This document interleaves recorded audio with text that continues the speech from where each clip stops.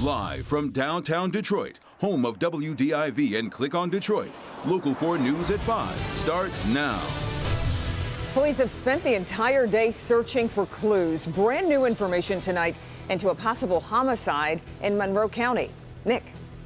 There are changes that have been talked about for months. Dangerous dog ordinances in the city of Detroit. Will they be approved? We were at a meeting today.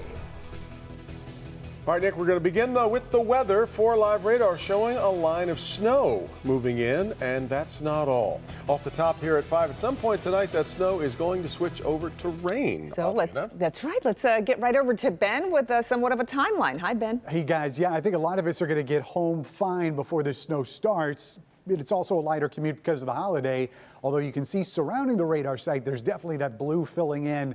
Remember, that's most likely moisture that's not quite reaching the ground, and when we check the reporting stations, that seems to be the case. Everybody coming up with dry conditions, some higher clouds than what the instrumentation is showing here at Mount Clemens. However, that stuff that's off to the south is a little bit more put together, and you can see just now starting to roll into Fort Wayne.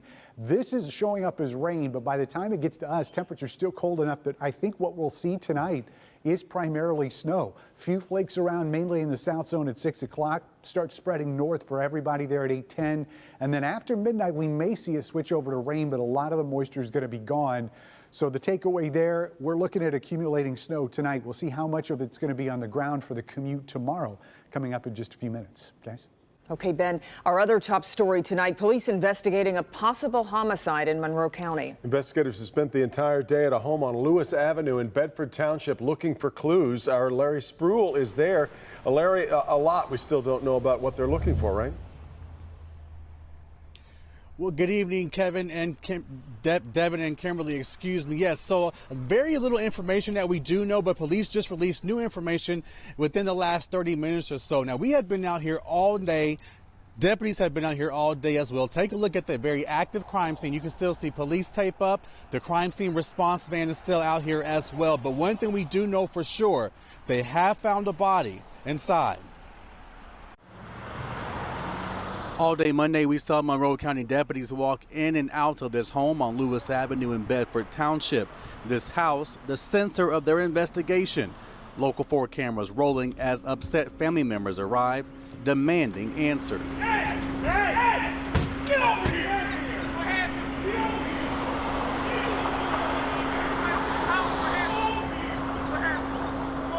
here! The crime scene tape and law enforcement vehicles, something new for this quiet town, especially for Ethan Bakovitz. It's just different. It's a little bit of a shock. Around 3 o'clock Monday morning, police got a call for a medical situation. When they arrived, they found a dead body inside the living room area of the home. Now, police say 2 family members, a 60-year-old male and a 45-year-old male, were home at the time. Bakovitz tells me he lives around the corner and would see the people who live in this home often.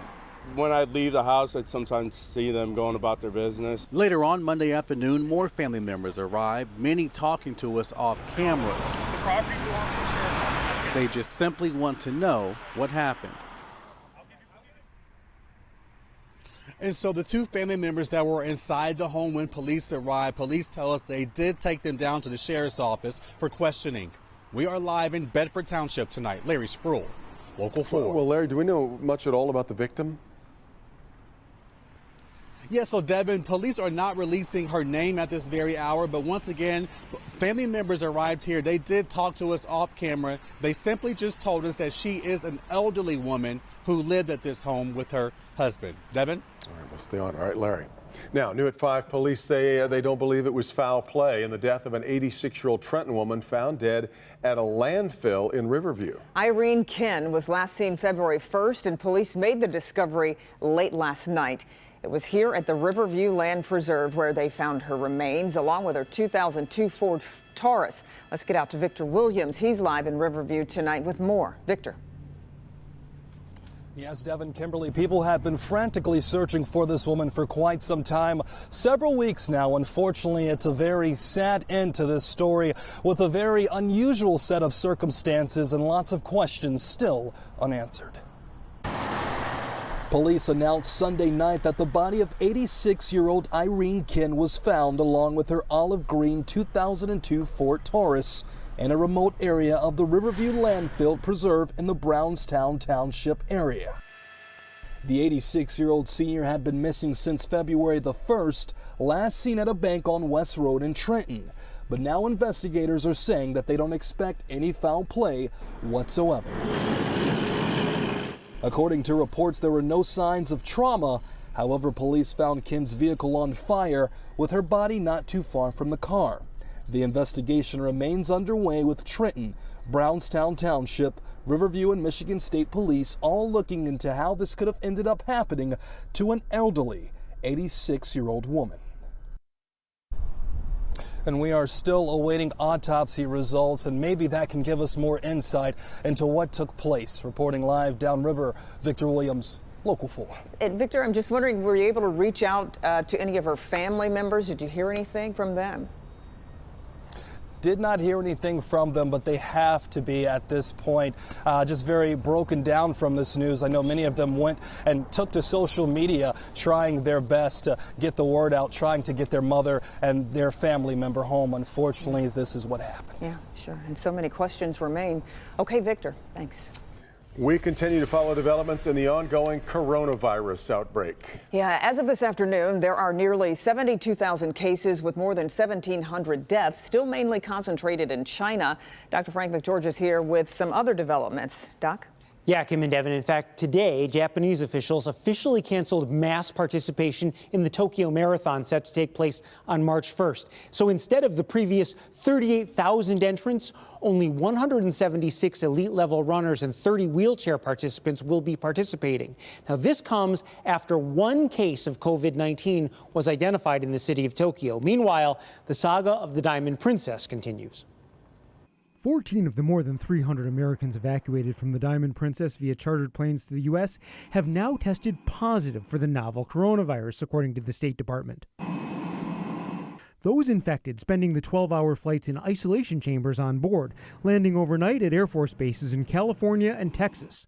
13 have been transported directly to the University of Nebraska Medical Center in Omaha. These individuals were brought here because we have the personnel, we have the facilities, we have the resources and the expertise to handle these kind of individuals.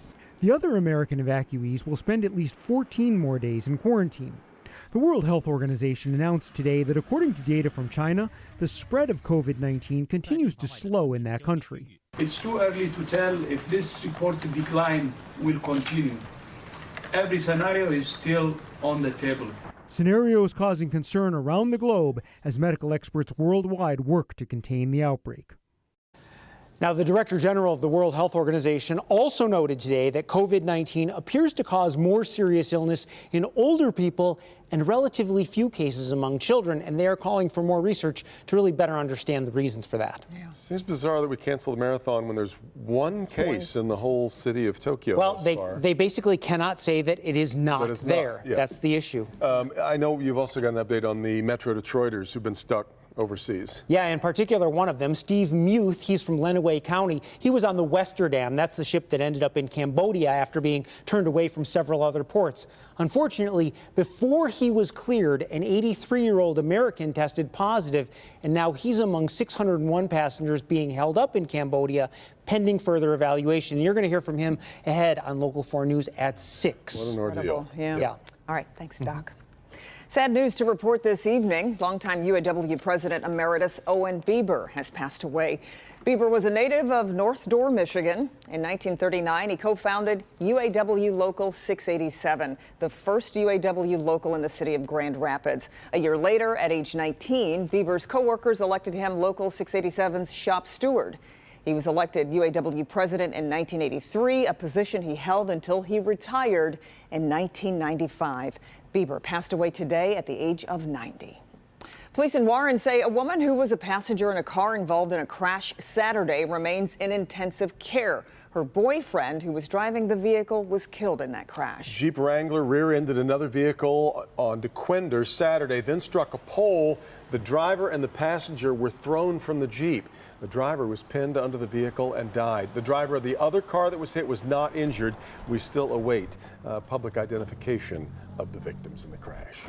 An update to a story now that we brought you last night at 11. One man in police custody after shots are fired outside a Royal Oak home that was being used as an Airbnb. It happened on Penn Green near 11 Mile in Maine. We're told the home was being used for a party. Officers immediately responded and conducted traffic stops on several vehicles leaving the area. Police say one driver, a 20-year-old, was found to be under the influence of alcohol and in possession of a stolen firearm.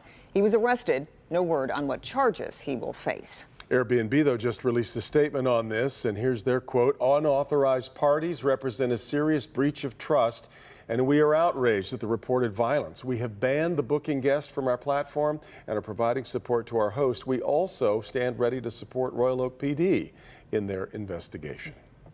A landmark business in Detroit's Eastern Market is closing its doors. John Janewski, whose family has run Eastern Market Seafood now for 45 years, has decided to retire. So the business is going to close at the end of the month. However, a new owner has come forward. Plans are underway to renovate the building inside and out. It will be, we're told, a seafood business still. Could reopen in about 6 months, and it might even keep the name. They are 10 of the most important questions that you will answer all year. New tonight, the single biggest reason you shouldn't sit out on the 2020 census. Also, there was a 600,000-pound surprise at the bottom of one of the Sioux locks, and now there is a massive effort underway to clean it up. Nick. Discussions about new dangerous dog laws in the city of Detroit. They've been going on for months. Now we know what could happen and what those laws will be.